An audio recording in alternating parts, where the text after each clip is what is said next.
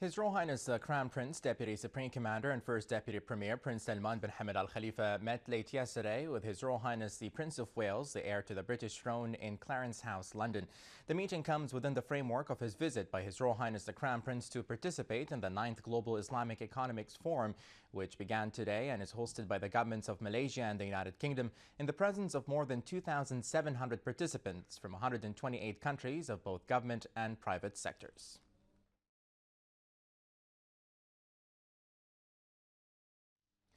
The Commander-in-Chief of the BDF, Field Marshal Sheikh Khalifa bin Ahmed Al Khalifa, met at the General Command headquarters today with the commanders of the GCC states' naval forces on the occasion of the convening of their extraordinary meeting, which is hosted by the BDF.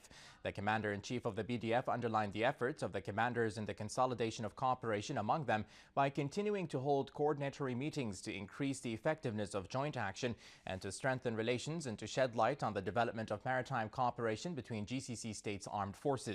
He also commended the results of their extraordinary meeting, stressing that these endeavors would strengthen common military action and more effective cooperation between the BDF and their counterparts in GCC states. He said that Bahrain supports the enhancement of cooperation and integration among the GCC countries. Present were the BDF Chief of Staff, Major General Sheikh Daeed bin Salman Al Khalifa, the GCC Assistant Secretary General for Military Affairs, General Khalifa bin Ahmed Al Kaabi, the Director of the General Command Office, Major General Yusuf Ahmed Al Jalahma, the Assistant Chief of Staff for Operations, Major General Diab Sagr Naimi, and senior BDF officers.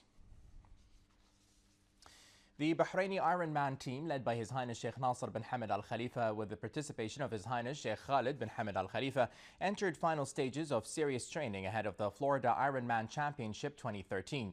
The Bahraini team members doubled their efforts through intensive training in swimming, jogging and cycling. His Highness Sheikh Khalid bin Hamad praised the level of the team's physical stamina, wishing the team great success in the championship. His Highness said that the team will continue its daily routine training until Friday. Sheikh Sagr bin Salman Al Khalifa said that all team members are fully prepared and ready to participate in the championship. Team member Abdul Muhsin Al-Qsaybi praised the positive, good training the team have had, benefiting from the leadership of His Highness Sheikh Nasser bin Hamad Al Khalifa and His Highness Sheikh Khalid bin Hamad Al Khalifa, an intensive training which helped the team to maintain high physical stamina, so to translate such stamina into practical reality during the championship, and for the team to gain a firm footstep at this major international sports gathering. His Royal Highness the Prime Minister Prince Khalifa bin Salman Al Khalifa deputized the Deputy Premier Sheikh Ali bin Khalifa Al Khalifa to attend the opening ceremony of the 8th Invest in Bahrain 2013 Forum, an exhibition which is organized by the Ministry of Industry and Commerce and held at the Bahrain International Exhibition and Conference Center. Sheikh Ali affirmed Bahrain's success in attracting local and foreign investments thanks to its advanced facilities that lead to ensuring better living standards, reinforcing Bahrain's efforts in diversifying sources of income and creating job opportunities for the citizens. He added that the government, led by His Royal Highness the Prime Minister, has established a solid economic ground and excellent business environment that qualified Bahrain to be an attracting destination for investments in the region through developing infrastructure and industrial areas as well as transportation, communication and energy services. The Deputy Premier pointed out that Bahrain has taken many steps to ensure facilitating procedures for investors, which led to the increase of investments in the kingdom and opening new horizons of action and production. He welcomed private sector's initiatives aiming at activating the national economy, stressing that the government is ongoing and providing more facilities and incitements to investors in addition to creating the environment that assures and encourages them to invest their capitals in the kingdom's various fields. He underscored the importance of conference and exhibitions industry in the government's strategy and program through attracting more investments. The Deputy Premier then toured the exhibition and met with the participants of Bahraini, Gulf and international companies who briefed him on their company's initiatives and investment projects. For his part, the Minister of Industry and Commerce, Dr. Hassan Fakhro, expressed thanks and appreciation to the patron of the event, His Royal Highness the Prime Minister, welcoming the attendance of the Deputy Premier Sheikh Ali. He affirmed the importance of such event in attracting foreign investment to the kingdom, stressing Bahrain's keenness to ensure creating the suitable environment for capitals and businessmen. Deputized by His Majesty King Hamad bin Isa Al Khalifa, the Minister of Foreign Affairs Sheikh Khalid bin Ahmed bin Mohammed Al Khalifa received a letter from the President of the People's Republic of China, Xi Jinping, in which he expressed pride in the results of bilateral talks held during His Majesty the King's historic visit to China last month. The letter included China's accreditation to add the Kingdom of Bahrain to its tourist destination list for Chinese citizens. This came as the foreign minister received at his office today the Chinese ambassador to Bahrain, Li Xin. The minister expressed Bahrain's keenness to enhance bilateral relations and joint cooperation in all fields. The meeting also discussed a number of issues of common concern. The Supreme Council for Women held today its sixth meeting of the fourth session, chaired by the Supreme Council for Women's Deputy President, Dr. Sheikha Maryam bint Hassan Al Khalifa, at the Council's headquarters. The Deputy President conveyed to the Council members a thanks and appreciation of Her Royal Highness, the wife of His Majesty the King and President of the Supreme Council for Women, Princess Sabika bint Ibrahim Al Khalifa, praising their constant efforts to develop the Council's performance during the current session. She also hailed the success of the second National Conference for Bahraini Women, which was organized recently under the theme Integrating Women's Development Needs, stressing the importance of implementing its recommendations. The meeting discussed the Kingdom's preparations for the discussion of third national report on the elimination of all forms of discrimination against women.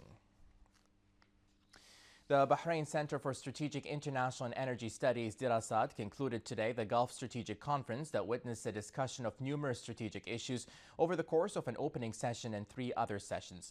The most important matter was the impact of regional and global transformation on the Arabian Gulf, the Middle East and global security, as well as the GCC countries' options for realizing that security.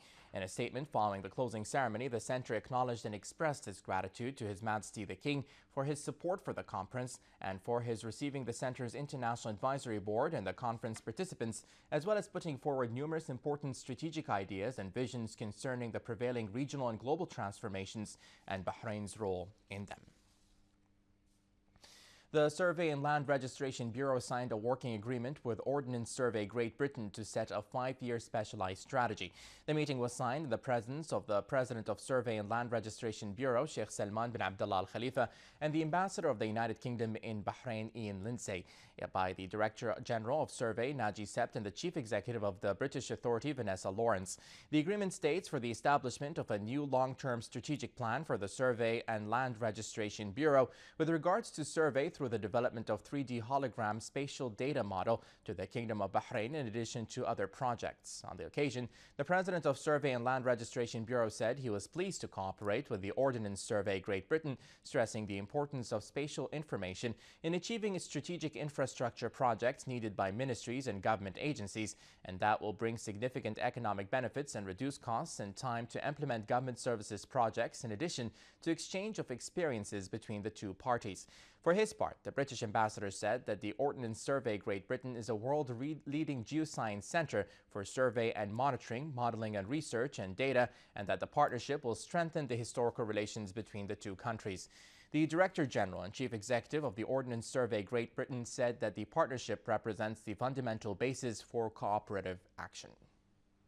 I'm delighted this morning that Ordnance Survey International and SLRB have signed an important collaboration agreement which will last for at least the next 5 years, where we will be working together to create the national framework of mapping which will assist the economy of Bahrain and much of the work, whether it be in the utilities, whether it be in the emergency services, and also assisting in the commercial sector.